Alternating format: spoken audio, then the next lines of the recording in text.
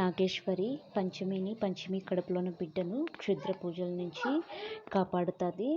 తర్వాత వచ్చేసి కరాలి ఫణీంద్ర మాట్లాడుకుంటూ ఉంటారు. ఫంక్షన్లో నాగేశ్వరి అడ్డు రాకను నింటిన ఈ వరకు పంచమి కడుపులోని బిడ్డ చనిపోయి అందరూ ఈ వరకు ఏడుస్తూ ఉండేవాళ్ళు.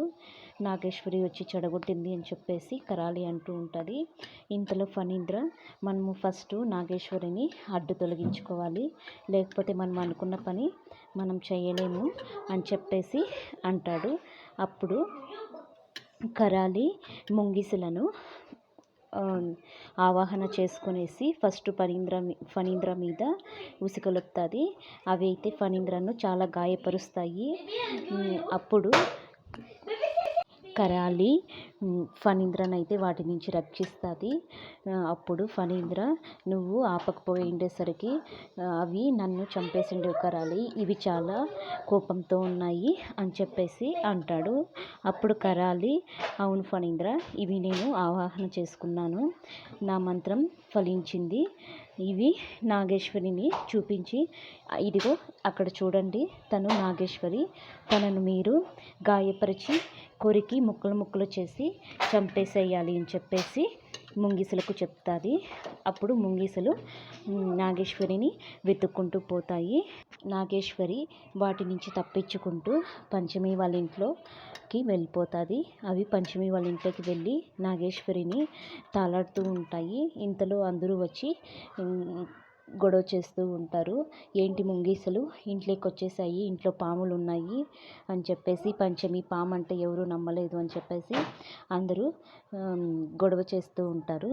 ఇంతలో ఆ ముంగిసలు పంచమి దగ్గరికి పోబోతుంటే నాగేశ్వరి వస్తుంది. నాగేశ్వరిని చాలా గాయపరుస్తూ ఉంటాయి. పంచమి అప్పుడు మనసులో సుబ్రహ్మణ్య స్వామిని తలుచుకుంటుంది. తండ్రి సుబ్రహ్మణ్య స్వామి, ఇవి నాగేశ్వరిని చంపేసేలా ఉన్నాయి, నాగేశ్వరిని ఎలాగైనా కానీ మీరే కాపాడాలి అని చెప్పేసి మనసులో తలుచుకుంటూ ఉంటుంది. ఇంతలో పంచమి మీద కూడా ముంగిసలు అటాక్ చేయబోతే మోక్ష కాపాడుతాడు. తర్వాత సుబ్రహ్మణ్య స్వామి దయ వల్ల ముంగిసలు అక్కడి నుంచి వెళ్ళిపోతాయి.